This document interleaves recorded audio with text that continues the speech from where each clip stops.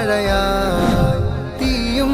കടലായി ലോകം പുണരായി നബിയോരണമായി തോരാഫുവിൽ കരുണാഗമനം റഹ്മാനഹദിൻ റഹ്മത്തണവായി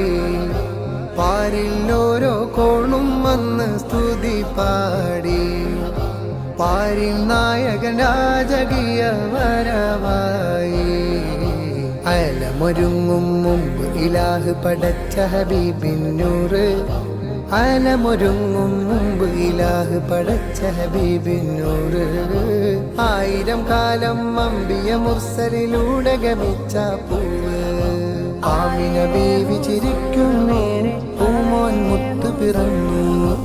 ആമിന ബീവി ചിരിക്കുന്നു പൂമോൻ മുത്ത് പിറന്നു